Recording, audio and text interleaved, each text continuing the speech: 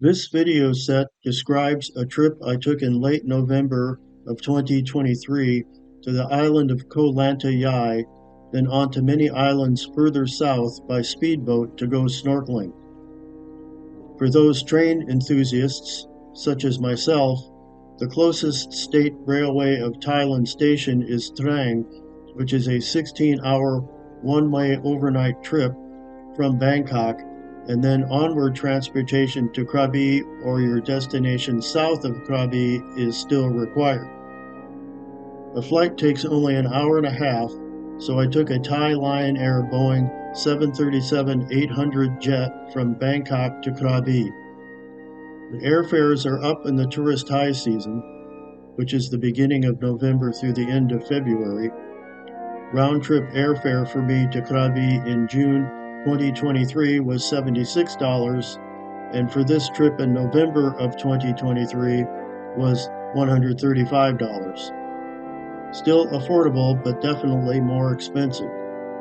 Three-star hotel rates remained the same at about $50 per night for a private room, including breakfast. The airport in Krabi is new and still going through some organizational growing pains.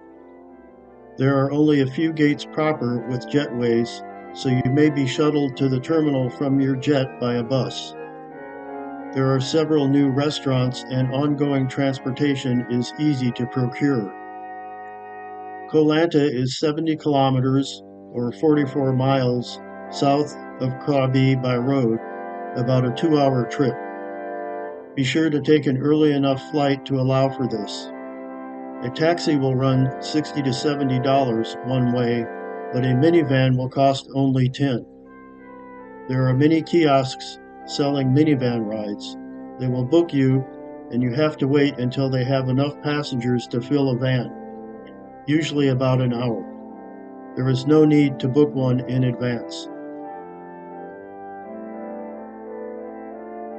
Koh Lanta is made up of two islands, Koh Lanta Noi and Koh Lanta Yai. Koh Lanta Yai is the main island and is your destination. There is no bridge to Koh Lanta Noi, so you take a 15-minute auto ferry ride to get there. The cost of this is included in the price for the minivan. A bridge was built in 2015 connecting Koh Lanta's Noi and Yai, so you can drive between the two islands. The northern village on Koh Lanta Yai is called Ban Saladan Village and is where the speedboats to the islands depart from. Most of the resorts are along the west coast facing the Andaman Sea. There is a 22-kilometer or 14-mile road along the entire length of Koh Lanta Yai's west coast, which is easily toured on a rented motorbike. Or you can hire a Song Tao two-road pickup, which is what I did to tour the island. The driver probably will not speak English, but the advantage to this is the driver knows the island. Mine cost 1,200 Thai baht, or $35, for 6 hours for a private vehicle. The south end of the island culminates in Koh Lanta National Park, well worth a visit. Lanta Old Town on the east side of the island is also a worthwhile destination.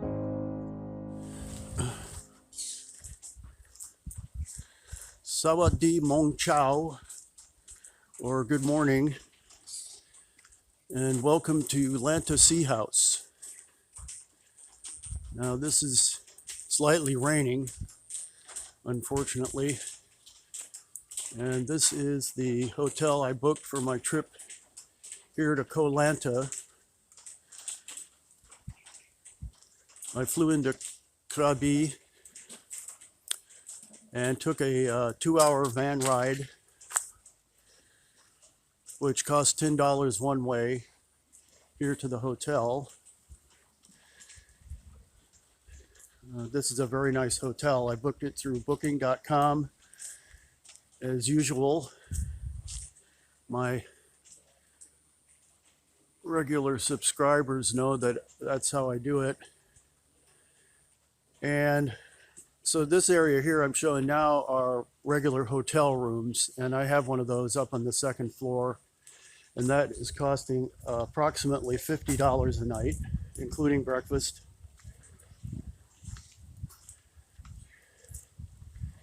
But also available are these A-frame type bungalows, which look very nice, and I'm not sure how much those cost.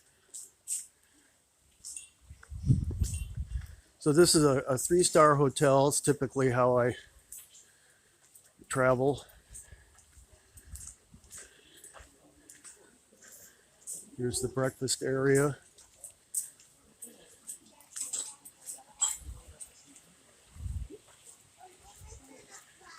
And this hotel is right on the beach. It's overcast now, but if it wasn't, you could see the PP Islands very clearly from here.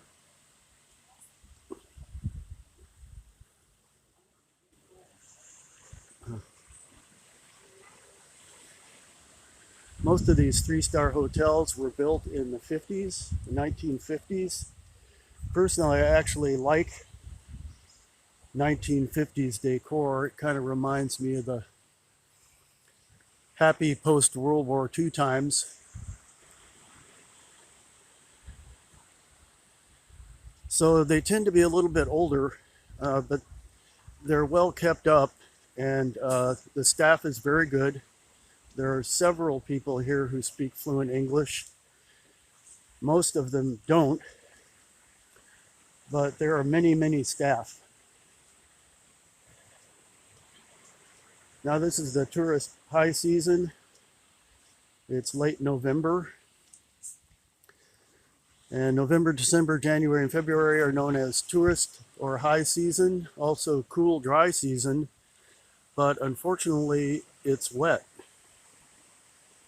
So this is unseasonable weather for here. But I can't control the weather, so I booked the trip. I just showed up. Yesterday I went snorkeling, and you'll see the footage from that in this video.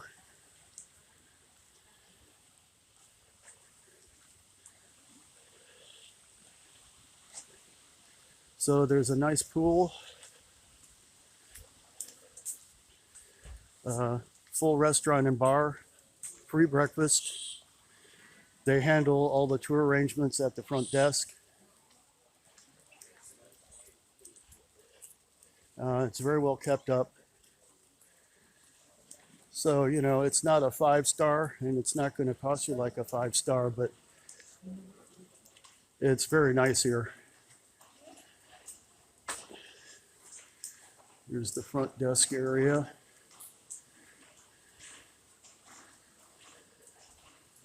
And I always make a lot of friends when I do these trips. And many of them subscribe to my channel, which I'm grateful for. It's interesting about subscribers. It's hard to get subscribers, but if you personally meet people and ask them to subscribe, then it's no problem. Virtually 100% of the time they'll subscribe right away. So I guess I've got to keep traveling and getting people to subscribe.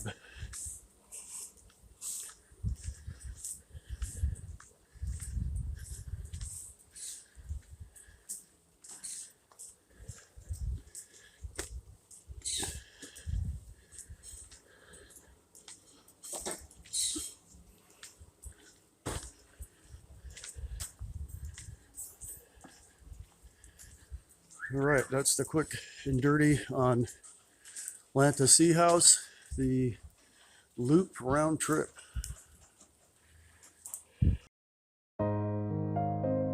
This is sunset from the beach at Lanta Sea House, looking out across the Andaman Sea to the west.